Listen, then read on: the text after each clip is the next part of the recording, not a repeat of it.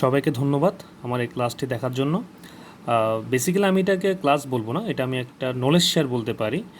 আর আমি আজকে টপিকস যেটা চুজ করলাম সেটা হচ্ছে টেন্স। বেসিক্যালি যখন প্রথম ক্লাস নিচ্ছি ইংলিশের, সো আমি মনে করলাম এটা বেসিকের টপিক্স নিয়ে ক্লাস নিলে ভালো হয়।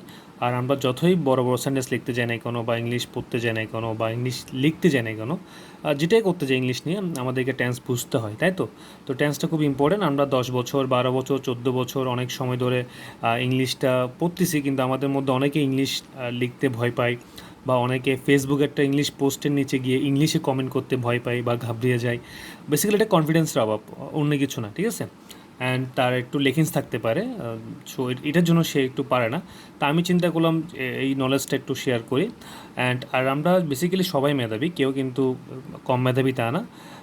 যাদের একটু মনে হয় কম মেধাবী তাদের একটু বেশি পরিশ্রম করলেই আমার মনে হয় হয়ে যাবে। এটাই জাস্ট, আর কিছু না। আচ্ছা, তো যেটাই হোক, তো আমি যেটা বলতে চাচ্ছি, আমরা কিন্তু সবাই মেধাবী, শুধু একটু আমাদের পরিবেশটার উপর ডিপেন্ড করতে হয়। বিকজ সবাই জানি পরিবেশটা খুব একটা বড় ফ্যাক্ট। একটা উদাহরণ দিয়ে বললে বোঝা যায়। যেমন আমরা একটা জুসের প্যাকেটকে যদি রান্না করে রেখে দিই অনেক দিন, সেই জুসের প্যাকেট কিন্তু 2 দিন বা 3 দিন পর নষ্ট হয়ে যাবে। কিন্তু আপনি ওই জুসের প্যাকেটটাকে ফ্রিজের মধ্যে রাখুন, অবভিয়াসলি সেটা অনেক দিন, 14, 15, 20 দিন, আরও বেশি সময় ঠিক থাকতে পারে। তো সত্যি কথা বলতে যেটা কি, আপনি আর আমি ঠিক থাকবো কি না সেটা ডিপেন্ড করে আমাদের পরিবেশের উপর, তাই তো? সো আমরা আজকে যেটা শিখবো সেটা হচ্ছে টেন্সের বেসিকটা ক্লিয়ার করব। কোনো রুল পড়বো না, গতানুগতিক কোনো রুল বা কোনো বই অনুযায়ী আমরা পড়বো না, জাস্ট আমরা একটু সেন্স মেক করব, ঠিক আছে? আমার টার্গেট হচ্ছে যেন যে সেন্স যার ঠিক নেই, বা যে টেন্স ধরতে কষ্ট হয়, বা যে রুল পারে কিন্তু সে ধরতে পারে না। কারণ আপনি রুল পারেন কিন্তু আপনি অ্যাপ্লাই যদি করতে না পারেন, বা কোন বাংলায় কোন টেন্স আসতেছে সেটা যদি বুঝতে না পারেন, তা আপনি তো রুল পেরে তো লাভ নেই, তাই না? তো আমার মনে হয় সেটা প্রথমত যে কোনো স্টুডেন্টকে প্রথমে কনফিডেন্স বাড়ার জন্য বেসিকটা ক্লিয়ার করা দরকার। তা আমি সেই কাজটাই করলাম। আজকে আমি টেন্সের সেন্সটা ডেভেলপ করবো। বেসিক্যালি আমি আজকে রুল নিয়ে কোনো ক্লাস নিব না, আমি পরবর্তী সময় রুল নিয়ে একটা ক্লাস দিব, সমস্যা নেই। রুলগুলো মুখস্থ করার দরকার নেই, এটা বেসিক দিয়ে পড়লে পারবেন, ঠিক আছে? তো বেসিক্যালি আমরা যে কাজটা করবো, আজকে টেন্স পড়বো জাস্ট কনফিডেন্সটা গ্রো করার জন্য। আর যেন কোনো কিছু লিখতে গেলে আমরা অনেক সময় নিজের মাকে নিয়ে বা নিজের বাবাকে নিয়ে 10 লাইন লিখতে গেলেও আমরা অনেক সময় কনফিউজড হয়ে যাই, লিখতে পারি না, তাই না? সো আমি চাই সেটা থেকে যেন আমরা বেরিয়ে আসতে পারি, যেন মোটামুটি একটা বিগিনিং লেভেলে যেন লিখতে পারি, তাই তো? তারপর দেন আপনি বড় বড় সেন্টেন্স মেক করেন, আপনি noun clause, adverbial clause, subordinate clause, okay? আপনি ইউজ করতে পারেন নাউন ফ্রেজ, প্রিপোজিশনাল ফ্রেজ, এগুলো করা যায়, ঠিক আছে? ক্লজ 3 প্রকার, আপনারা জানেন সাবঅর্ডিনেট ক্লজ 3 প্রকার। এগুলোকে ইউজ করলে আপনার সেন্টেন্সগুলো একটু বড় হয়। সো করা যায়, এটা আহামরি কিছু হবে না। কিন্তু আপনাকে প্রথমে বেসিকটা স্ট্রং করতে হবে। সো আমি আমি আমার ক্লাস শুরু করতেছি, সবার সহযোগিতা কাম্য করতেছি, ওকে? দেখি। সো টেন্সের যে কাজটা আমরা প্রথমে করব, আমি এখানে বেসিক্যালি 2টা কাজ দিয়েছি, এই 2টা কাজ মনে রাখলে হবে। দেখুন, প্রথম কাজ আর দ্বিতীয় কাজ, আর কিছু ভাবতে হবে না, জাস্ট প্রথম কাজ দ্বিতীয় কাজ এভাবে চিন্তা করুন। আমার শুধু 2টা কাজ, ওকে? একটা প্রথম, একটা দ্বিতীয়। তো প্রথম কাজ কি, আমি সবসময় কোনো একটা ক্রিয়া যখন দেখব, আমি কিন্তু পুরো লিখে দিয়েছি যে নিচে প্রদত্ত 2টি কাজ মনে রাখলে টেন্স শেষ। আসলে টেন্স শেষ, আর অবশ্যই সেটা মনে রাখলেই হবে, মুখস্থ করার দরকার নেই। আপনি 10 থেকে 15 বার বা 20 বার এই এতটুকু একটু সাউন্ড করে পড়লেই এটা আপনার মাথায় থেকে যাবে, মনে থাকবে, এটা মুখস্থ করার দরকার নেই, ঠিক আছে? আচ্ছা, তো ক্রিয়ার শেষে এটা হচ্ছে আমার প্রথম কাজ, ওকে? তো ক্রিয়ার শেষে আমরা কী দেখবো? অবশ্যই উচ্চারণ দেখবো। বেসিক্যালি আমরা যেহেতু মাতৃভাষা বাংলা, আমি বাংলায় ফোকাস করতেছি, বিকজ আমার মাতৃভাষায় চিন্তা করতে সুবিধা। আমরা চিন্তা করব, দেন আমরা সেটাকে অ্যাপ্লাই করব, ঠিক আছে? ওকে, দেন আমরা সেটা উচ্চারণ তাহলে ফলো করি। যেমন আমরা যদি ল উচ্চারণ পাই ক্রিয়ার শেষে, সেটা অবশ্যই ফার্স্ট টেন্স। যদি আমরা ব উচ্চারণ পাই ক্রিয়ার শেষে, সেটা অবশ্যই ফিউচার টেন্স। যদি ল অথবা ব দুটাই না পাই, মানে ক্রস, আমি এখানে এক্স ইউজ করছি, মানে জাস্ট ল আর ব না থাকে বোঝাচ্ছি আমি, ল আসবে না, ব আসবে না, তখন সেটা ক্রস, তখন সেটা প্রেজেন্ট টেন্স, ওকে? তা আমার এটা একটু মাথায় রাখলে হবে যে ক্রিয়া শেষে দেখবো। আমি যখন আমার সামনে যত বড় বাক্য থাকুক না কেন, আমি ক্রিয়াতেই ফোকাস করব। আর আমার ক্রিয়ার শেষে জাস্ট এই 3টা জিনিস দেখবো, যে ল, ব, অথবা ল অথবা ব দুটাই নাই, জাস্ট দেখবো এই 3টার বাড়ি কোনো কিছুই নাই, ঠিক আছে? আচ্ছা, তাহলে ল থাকলে ফার্স্ট টেন্স, আবার বলতেছি আমি, কারণ আমাদের অতীতের সবগুলো কথায় কিন্তু ল উচ্চারণ হয়, সেটা ল উচ্চারণ হলে সেটা ফার্স্ট টেন্স হবে, এটা আমরা সবাই একটু ধরে নিতেই পারি, তাই তো? আর বতে ভবিষ্যৎ, তাহলে আমরা ধরতে পারি ব দিয়ে যখন উচ্চারণ হবে সেটা ফিউচারই হবে। আর যখন ল আসবে না আর ব আসবে না, অবশ্যই সেটা কী হবে? প্রেজেন্ট টেন্স, ওকে? আচ্ছা, আমাদের প্রথম কাজ শেষ। আমি আবার বলছি, মুখস্থ করার দরকার নেই, জাস্ট রিডিং পড়লে হবে। ওকে, 2 নাম্বার কাজ হচ্ছে, দ্বিতীয় কাজ হচ্ছে আমাদের ক্রিয়ার মাঝে দেখব আমরা। প্রথমে ক্রিয়ার শেষে দেখলাম, এখন কি দেখব, ক্রিয়ার মাঝে দেখব যে এই যে 3টা উচ্চারণগুলো হয় কি না। যদি তে উচ্চারণ হয় তাহলে কন্টিনিউয়াস টেন্স, যদি এ উচ্চারণ হয়, বেসিক্যালি এ উচ্চারণ থাকবে না, এ উচ্চারণ হবে, তখন সেটা পারফেক্ট। আর যদি তে বা এ না থাকে সেটা ক্রস, সেটা হবে ইনডিফিনিট। আমি আবার বলতেছি, যদি তে থাকে কন্টিনিউয়াস, এ থাকলে পারফেক্ট, আর যদি ক্রস অথবা মানে যেটা হচ্ছে কি তে অথবা এ না থাকলে মানে ক্রস থাকলে, এটাকে এক্স বলি বা ক্রস বলি, অবশ্যই সেটা কী হবে, ইনডিফিনিট। আচ্ছা, তাহলে আমাদের 2টা বক্স থেকে আমরা 2টা আনসার পাবো। আমি আবার বলতেছি, 2টা বক্স থেকে আমরা 2টা আনসার পাবো, সেটা হচ্ছে আমাদের টেন্স। প্রথম বক্স থেকে একটা আনসার পাবো শেষে দেখার পরে, আর মাঝখানে দেখার পরে একটা আনসার পাবো। দুটো একসাথে যোগ করে দিলেই কিন্তু আমরা একটা টেন্সের নাম পেয়ে যাব, ঠিক আছে। আর আমি এখানে একটা 4টা বক্স করে নিয়েছি সুবিধার জন্য। যেমন দেখুন, আমরা যখন সেন্টেন্স লিখবো, বেসিক্যালি আমরা টেন্স পারতেই হবে। আমি এখানে লিখে দিয়েছি যে সেন্টেন্স মানে হচ্ছে সেন্স অফ টেন্স, বেসিক্যালি মানে হচ্ছে আমার মতে, এটা আমি জাস্ট লিখছি, এটা কোনো কোনো সূত্র না, জাস্ট সেন্স অফ টেন্স যার ভালো তার সেন্টেন্স লেখার ক্ষমতাও ভালো। তার মানে আমি সেন্টেন্স থেকে সেন্স দিয়ে আমি সেন্স বললাম, আর টেন্স থেকে টেন্স বললাম, মানে হচ্ছে কি সেন্স অফ টেন্স। ওকে, এটা আমরা বলতে পারি যে সেন্স অফ টেন্স ভালো মানে সে সেন্টেন্স লিখতে পারে। ওকে, তো আমরা সেন্টেন্স যেহেতু লিখবো, বাক্য নিয়ে কাজ করবো, আমাদের অবশ্যই কর্তা লাগবে, আমাদের ক্রিয়া লাগবে। আপনি কর্তা মানে সাবজেক্ট, আপনি আমি হোক, সে, আপনি, রহিম, করিম, অবশ্যই কোনো ব্যক্তির নাম এগুলো নেওয়া যায়, ঠিক আছে। আপনি এগুলো কর্তা হিসেবে নিতে পারবেন। আর যেহেতু ক্রিয়া লাগবেই, কারণ আমি বাক্য তো যখন নিয়ে কাজ করবো, আমার তো বাক্য মানে ক্রিয়া ছাড়া তো বাক্য হয় না, তাই না। তো ক্রিয়া হচ্ছে পরি, আর পরি ছাড়াও আপনি অন্য অন্য ভার্ব নিয়েও কাজ করতে পারবেন। আপনি এখানে দেখা, শোনা, বা কোনো একটা কাজ করা, বা কোনো একটা জিনিস নিয়ে গবেষণা করা, যে জাতীয় হোক না, আপনি একটা ক্রিয়া নিয়ে কাজ করতে পারবেন, ঠিক আছে। সাঁতার কাটা, লেখালেখি করা, এই জাতীয় আপনি এটাকে নিয়ে ভার্ব নিয়ে কাজ করতে পারবেন। আমি আমার পরি নিয়ে কাজটা করলাম। আর আমি দেখেন এই দেখুন যে পরি যে ক্রিয়াটা আছে, এটা নিয়ে আমি প্রায় 12টা লাইন লিখবো। কটা লাইন লিখবো, 12টা লাইন। আর বেসিক্যালি এই 12টা লাইনের বাইরে কোনো লাইন লেখা যায় না বা লাইন লিখতে হয় না। আমাদের মাথায় রাখতে হবে, এই যে 12টা লাইন যে আমরা লিখবো, এই 12টা লাইন লিখতে পারলে আমরা মোটামুটি বলতে পারবো যে আমাদের টেন্স ক্লিয়ার। ওকে, কারণ এর বাইরে কোনো আর লাইন লেখা যাবে না। একটা ক্রিয়াকে 12ভাবে লেখা যায়, কেন আমরা জানি টেন্সের প্রথম অংশ 3টা, আর একটি অংশের মোট কয়টি অংশ, 4টি করে অংশ যাবে। মানে বেসিক্যালি 3টা পার্টকে 4 ভাগে ভাগ করে মোট 12 ভাগে ভাগ করা হয়েছে। সো সেই জন্য আমরা বলতে পারি মোট 12 ভাগ আমরা একটা টেন্সকে রূপান্তর করতে পারি, বা লিখতে পারি, বা দেখাতে পারি, বা শো করতে পারি, বা আমরা সেটা লিখতে পারি, ঠিক আছে। আর এখন যে কাজটা করবো আমরা, সেটা হচ্ছে আমরা প্রথম ইনডিফিনিট বক্স দিয়ে শুরু করব। আমি এখানে ইনডিফিনিট কিন্তু প্রেজেন্ট টেন্সও হয়, ইনডিফিনিট কিন্তু ফার্স্ট টেন্সও হয়, ইনডিফিনিট কিন্তু ফিউচারও হয়, কন্টিনিউয়াসও সেম, প্রেজেন্ট টেন্সও হয়, ফার্স্ট টেন্সও হয়, ফিউচার টেন্সও হয়, পারফেক্ট সেম, প্রেজেন্ট টেন্সও হয়, ফার্স্ট হয়, ফিউচার হয়, সেমভাবে আমি পারফেক্ট কন্টিনিউয়াসটাকে লিখে ফেলেছি। সো এই 4টা বক্স আমি করলাম সুবিধার জন্য। আর এখানে একটা ক্রিয়াকে দিয়ে 12ভাবে লিখছি, ঠিক আছে। আমরা এই একটা জিনিস বুঝতে পারলে বাকি সব ক্রিয়া দিয়ে আমরা 12ভাবে লিখতে পারবো, টেনশন করার কিছু নেই। আমরা দেখি আসলে হয় কি না, এই 2টা বক্স মাথা রাখলো, বা কিছু রাখবে না, ঠিক আছে। আচ্ছা, আমরা যখন বলবো আমি পড়ি, যেহেতু আমি কর্তা নিছি আর পরিক্রিয়া নিছি, তাহলে আমি পড়ি। বেসিক্যালি এখানে কোনো অবজেক্ট নেই, আমি অবজেক্ট ছাড়াই করি আপাতত। আমরা জাস্ট ভার্বটা ক্লিয়ার করি। আমি আবার বলতেছি, আমরা সেন্স ঠিক করবো, ঠিক আছে, টেন্সের সেন্স ঠিক করবো।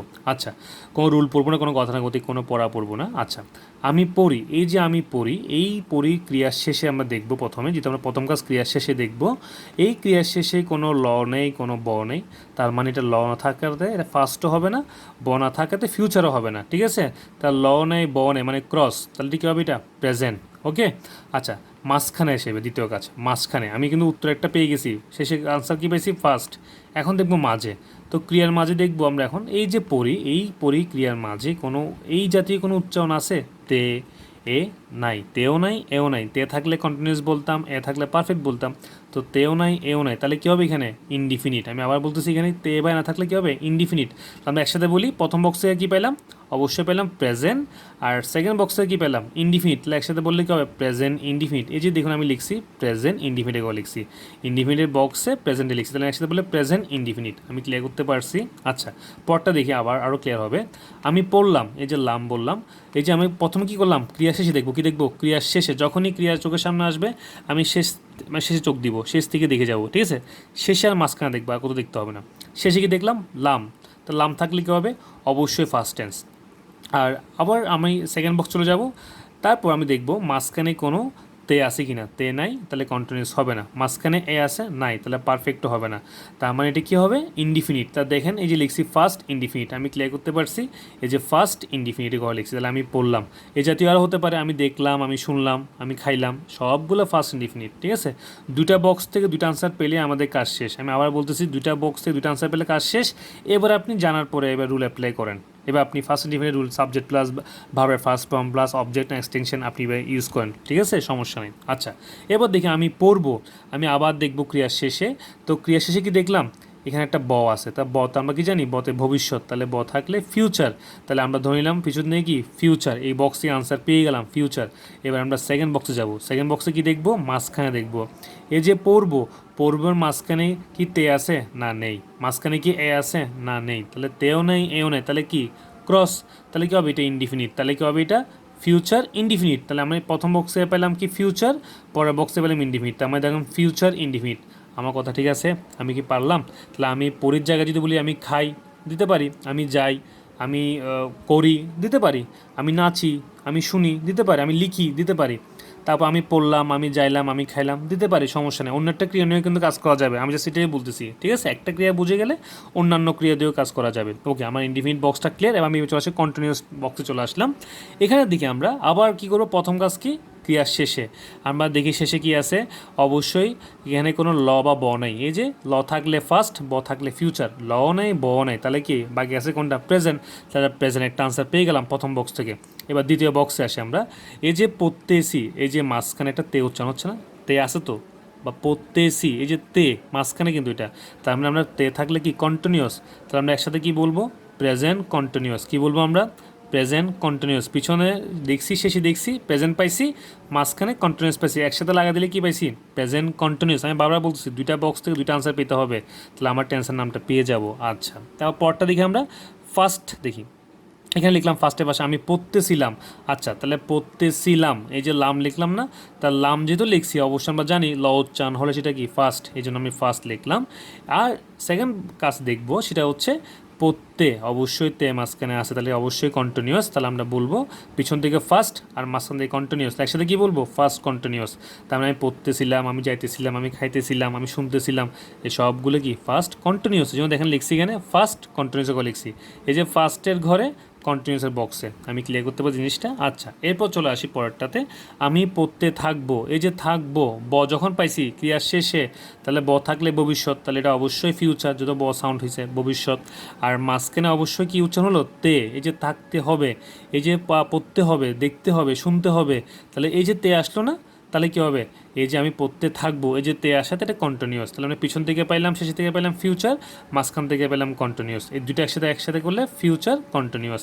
তাহলে আমি ফিউচার লাইনে লিখছি, এদিকে কন্টিনিউয়াস বক্স লিখছি। আমি জিনিসটা ক্লিয়ার করতে পারছি, আহামরি কিছু না, জাস্ট একটু সেন্স ডেভেলপ করলে হয়ে যাবে। ঠিক আছে, আচ্ছা, এটা আপনি যখন স্টুডেন্টকে পড়াবেন তাদেরকেও পড়াতে পারেন, নিজেও একটু সেন্স ডেভেলপ করতে পারেন, নিজে একটু চিন্তা করতে পারেন যে আসলে হ্যাঁ আমি চিন্তা করতে পারি, লিখতে পারি, বলতে পারি। ঠিক আছে, আচ্ছা, তারপর আসি পারফেক্টে, আমি পড়েছি, আবার আমি ক্রিয়া শেষে দেখব, আমাদের দুইটা বক্সের বাইরে যাওয়ার দরকার নেই, শেষে দেখব পড়েছি, শেষে ল নাই ব নাই, তাহলে সেটা কী হবে, অবশ্যই মানে কি প্রেজেন্ট হবে, কী হবে প্রেজেন্ট, ল নাই ব নাই, তাহলে কী হবে প্রেজেন্ট। আচ্ছা, এই ঘরে আসি আমরা, বেসিক্যালি এই ঘরে কি দেখবো আমরা, তিনটে জিনিস দেখতে পারবো, তে, এ, একটা ক্রস। এখন এখানে কোনটা আছে, এখানে এখানে তে আছে না, তে নাই, কিন্তু এখানে তে উচ্চারণ থাকতে হবে, কিন্তু তে আসতে হবে। ঠিক আছে, তে নাই, এখানে কিন্তু একটা উচ্চারণ কিন্তু দেখা যাচ্ছে, এ উচ্চারণ দেখা যাচ্ছে, আমি পড়েছি, হ্যাঁ আমি পড়ছি না, আমি পড়েছি, এই যে পড়েছি, আমি খেলেছি, আমি দেখেছি, আমি শুনেছি, আমি পেয়েছি, এই যে পেয়ে, খেয়ে, শুনে, একটা কিন্তু এ উচ্চারণ হচ্ছে, এ দেখা যাবে না, এটা উচ্চারণ হবে। ঠিক আছে, তাহলে আমরা কি করলাম, আমি পড়েছি, তাহলে এ যখন উচ্চারণ হচ্ছে তাহলে অবশ্যই সেটা পারফেক্ট টেন্স। ঠিক আছে, তাহলে আমরা কি করবো এখন, আমরা বুঝতে পারলাম যে আমি পড়েছি, তাহলে শেষে পেলাম প্রেজেন্ট আর মাঝখানে পেলাম পারফেক্ট, একসাথে হলে কবে প্রেজেন্ট পারফেক্ট। আমি ক্লিয়ার করতে পারলাম? আচ্ছা, আশা করি সবাই বুঝতেছেন। আচ্ছা, তারপর দেখি আমি পড়েছিলাম, অবশ্যই শেষে দেখব, ক্রিয়ার শেষে লাম যেহেতু দেখছি অবশ্যই বুঝে গেছি যেটা ফার্স্ট টেন্স, আমি তাহলে পড়েছিলাম, তার লাম দেখে শেষে থেকে কী পেয়েছি, প্রথম কাজ কী পেয়েছি ফার্স্ট। এবার মাঝখানে দেখব দ্বিতীয় কাজ, ক্রিয়ার মাঝে, ক্রিয়ার মাঝে কি আছে, পড়ে, এই যে এ সাউন্ড হচ্ছে না, পড়ে, খেয়ে, পড়েছিলাম, দেখেছিলাম, শুনেছিলাম, বুঝেছিলাম, এই যে একটা এ সাউন্ড হচ্ছে না, তাহলে এটা কী হবে পারফেক্ট। তাহলে একসাথে বললে কী হবে, পাস্ট পারফেক্ট, এই লাইন লিখছি আমি, ফার্স্টের লাইনে লিখছি আর পারফেক্টের বক্সে লিখছি, ঠিক আছে। আচ্ছা, এরপর নিচে আসি, আমি পড়ে থাকবো, আপনি অলরেডি বুঝে গেছেন, এটাও সেম আগের মতো হয়ে যাবে, জাস্ট একটু চেঞ্জ হবে, এখানে পারফেক্ট ঢুকবে, কারণ এখানে যখন দেখছি অবশ্যই ফিউচার, অবশ্যই কি ফিউচার, দেখুন সবগুলো ফিউচার কিন্তু সাউন্ড হচ্ছে, পড়বো, পড়তে থাকবো, পড়ে থাকবো, শুধু একটু দেখতে হচ্ছে মাঝখানটা কেমন হচ্ছে, তাই তো। এই যে পড়ে, আমি পড়ে থাকবো, আমি গিয়ে থাকবো, আমি বুঝে থাকবো, আমি নিয়ে থাকবো, তার মানে এই যে পড়ে একটা সাউন্ড হচ্ছে না, তাহলে কী হবে সেটা পারফেক্ট।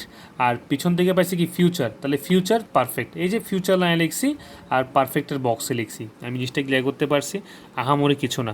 আমাদের এই দুইটা বক্স জিনিসটা বোঝা গেলে দুইটা বক্সে দুটো আনসার পাবো, ওটাকে একসাথে লাগিয়ে দিলে আমরা টেন্স নির্ণয় করতে পারবো। এখন কথা হচ্ছে এই বক্সটা তো এখানে কোথাও লেখা নাই, আমি কিন্তু এই তিনটা বক্সের কাজ শেষ এই দুইটা কাজ দিয়ে, এখন এটা কি করব আমরা 4 নম্বরটা। আচ্ছা, এখানে আমরা একটা হেল্প নিব, যেমন ধরুন এখানে কন্টিনিউস লেখা আছে, কন্টিনিউস মানে যে কাজটা চলতেছে এখনও, ঠিক আছে, এটা তো আমরা নিতে পারি, এটা এখনও চলমান কাজটি কন্টিনিউস।